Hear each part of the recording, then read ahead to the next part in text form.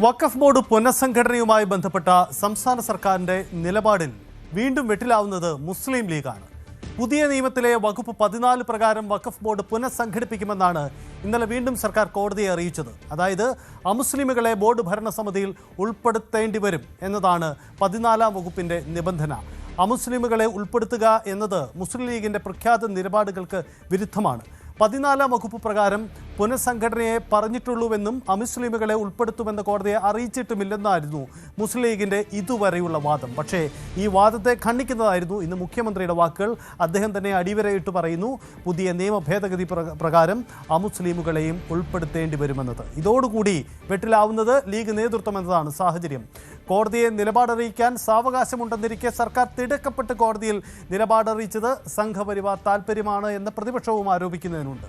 ഇതിനിടെ ഇന്നലെ കോടതി നിർദ്ദേശം മറികടന്ന് ചില പ്രധാനപ്പെട്ട തീരുമാനങ്ങൾ എടുക്കാൻ കോഴിക്കോട് വഖഫ് ബോർഡിന്റെ യോഗം ചേർന്നു. ചെയർമാൻ കെ എസ് ഹംസയുടെ അധ്യക്ഷതയിൽ ചേർന്ന യോഗത്തിൽ മഹല്ലുകളും വഖഫ് സ്ഥാപനങ്ങളിലുമുള്ള തർക്ക വിഷയങ്ങളിലൊക്കെ തീർപ്പ് കൽപ്പിച്ചു എന്നതുകൂടിയാണ് പുറത്തുവരുന്ന സൂചനകൾ. അങ്ങനെയെങ്കിൽ നയപരമായോ സാമ്പത്തികമായോ തീരുമാനമെടുക്കരുത് എന്ന ഹൈക്കോടതിയുടെ വിലക്ക് മറികടന്നുള്ള ഈ നീക്കം കോടതി ലക്ഷ്യമാണ് എന്ന ആരോപണം കൂടി ഉയരുന്നുണ്ട് എന്നതാണ് സാഹചര്യം.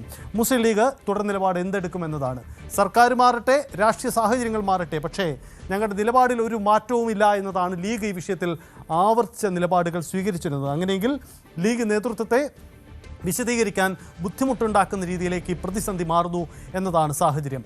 ഇതിൽ പ്രസക്തമാകുന്ന മറ്റൊരു നിലപാട് കൂടി പുറത്തു വരുന്നുണ്ട്. അത് മുൻ വഖഫ് ബോർഡ് ചെയർമാൻ കൂടിയായ CPM നേതാവിൽ നിന്നാണ് ഈ നിലപാട് വരുന്നത്. TK ഹംസയുടെ വാക്കുകളാണ് ഏറെ ശ്രദ്ധേയം. അതായത് മറ്റു മതക്കാരെ വഖഫ് ബോർഡിൽ ഉൾപ്പെടുത്താനുള്ള ചട്ടം സുപ്രീം കോടതി തിരുത്തിയാൽ മാത്രമേ വഖഫ് പ്രശ്നത്തിന് പരിഹാരമുണ്ടാകൂ എന്ന് അദ്ദേഹം പറയുന്നു. ഒപ്പം തന്നെ മറ്റു മതക്കാരെ വഖഫ് ബോർഡിൽ ഉൾപ്പെടുത്തുന്നത് പോലെ മുസ്ലിങ്ങളെയും ക്രിസ്ത്യാനികളെയൊക്കെ ദേവസ്വം ക്ഷേത്ര ഭരണ സംവിധാനങ്ങളിൽ ഉൾപ്പെടുത്തണമെന്ന വാദം ഉയരുമെന്നും TK ഹംസ പറയുന്നു. വലിയ ചർച്ചകൾക്കിടവെക്കുന്ന വാക്കുകളാണ് അദ്ദേഹത്തിൻ്റേത്.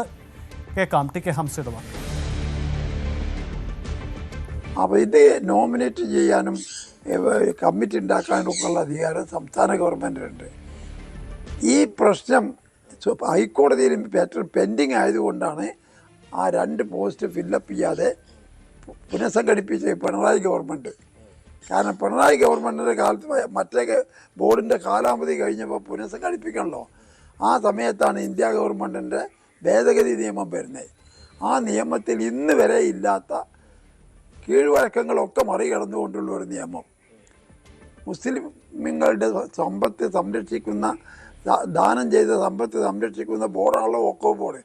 അതിൽ 2 അമുസ്ലിമുകൾ കയറണം എന്നത് ഇന്ന് വരെ ആരും കേട്ടിട്ടില്ല.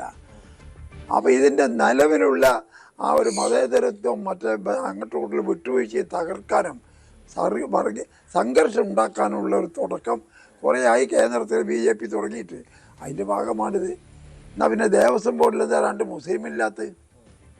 അതിൽ ക്രിസ്ത്യാനിൻ്റെ കൂടെ ദേവസ്വം ബോർഡിൻ്റെ സമ്പത്തല്ലേ ഏറ്റവും വലിയ സമ്പത്ത്.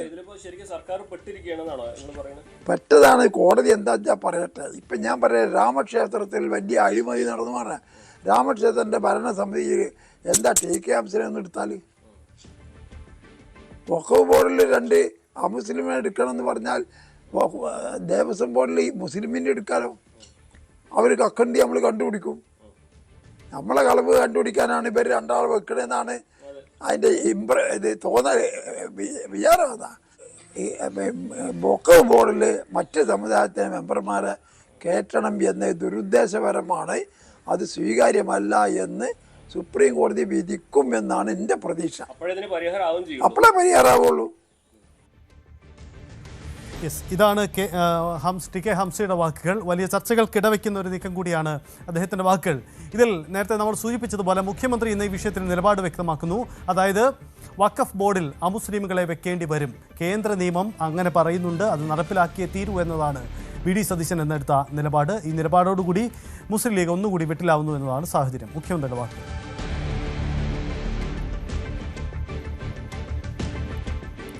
കഴിഞ്ഞ ഗവൺമെൻറ് എടുത്ത നിലപാടെന്താ? അമുസ്ലിങ്ങളായ ആളുകളെ വെച്ചുകൊള്ളാമെന്നാണ്.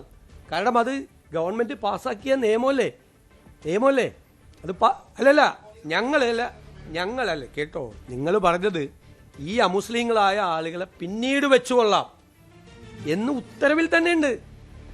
പിണറായി സർക്കാർ ഇറക്കിയ ഉത്തരവ് നിങ്ങൾ വായിച്ചു നോക്ക്. ആ ഉത്തരവിലുണ്ടത്.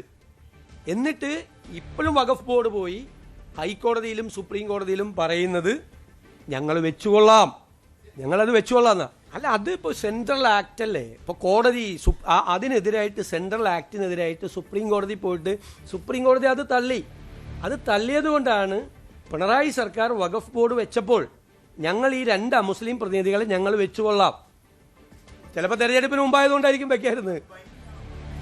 ആണല്ലോ, ബൈൻഡിങ് ആണല്ലോ. അതുകൊണ്ടാണല്ലോ പിണറായി സർക്കാർ പറഞ്ഞത് ഞങ്ങൾ ഇല്ലെങ്കിൽ പിണറായി സർക്കാരിന് ഒരു സ്റ്റാൻഡ് എടുക്കാമല്ലോ, വെക്കില്ല.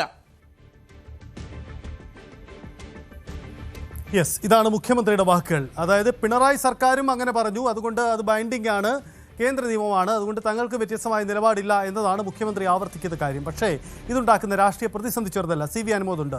അനുമോദ്, മുസ്ലിം ലീഗിൻ്റെ നേതാക്കളുടെ പ്രസ്താവന ഒന്നുകൂടി ആവർത്തിക്കാം. രാഷ്ട്രീയം മാറട്ടെ, സർക്കാരുകൾ മാറട്ടെ, പക്ഷേ ഞങ്ങൾക്കിതിൽ ഒരു നിലപാടേ ഉള്ളൂ, അമുസ്ലിമുകൾ വഖഫ് ബോർഡിൽ പാടില്ല എന്നത്. അതായത് കേന്ദ്ര നിയമത്തിലെ 14-ാം വകുപ്പിനെതിരെ ലീഗിനൊരു നിലപാടുണ്ട്. ആ നിലപാടിന് വിരുദ്ധമാണ് ഇന്ന് മുഖ്യമന്ത്രി പറഞ്ഞ വാക്കുകൾ. അതായത് ഇത് കേന്ദ്ര നിയമം ഉള്ളതുകൊണ്ട് വെച്ചേ പറ്റൂ എന്ന് മുഖ്യമന്ത്രി ആവർത്തിക്കുകയാണ്. മുൻ ഇടതു സർക്കാരിനെ പഴിചാരിയാണ് അദ്ദേഹം ഈ വിഷയം വിശദീകരിക്കാൻ ശ്രമിക്കുന്നത്. എന്താണ് ലീഗ് ഈ വിഷയത്തിൽ സ്വീകരിക്കാൻ പോകുന്ന നിലപാട്? ലീഗ് വെട്ടിലാവില്ലേ യഥാർത്ഥത്തിൽ?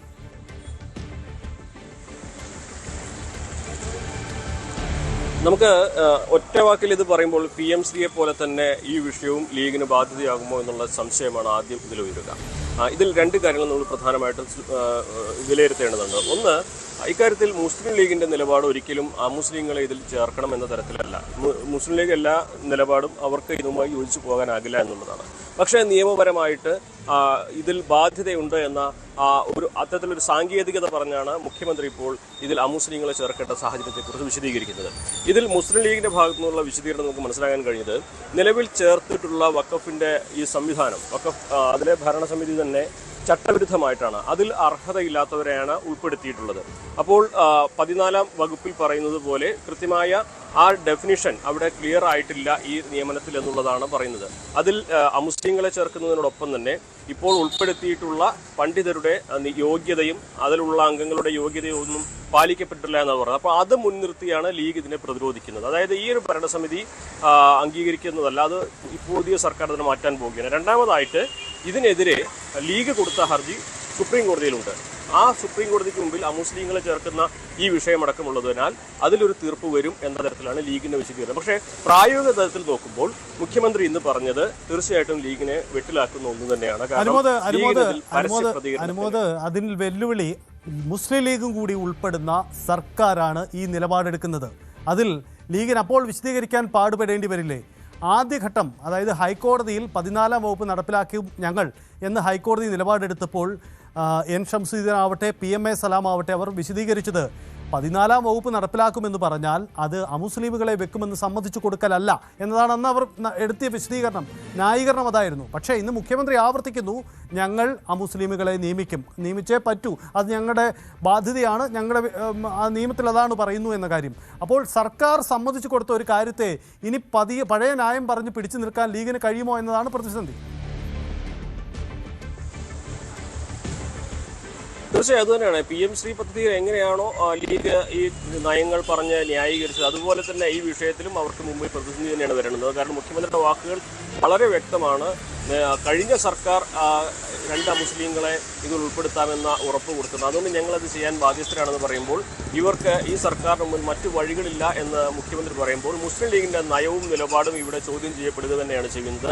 ഇതിൽ പരസ്യ പ്രതികരണത്തിന് ലീഗ് നേതാക്കൾ ഇതുവരെ തയ്യാറാകാത്തത്, ഇതിനെ എങ്ങനെ പ്രതിരോധിക്കണമെന്ന് അറിയാത്ത ഒരു സാഹചര്യമാണ് വന്നിരിക്കുന്നത്.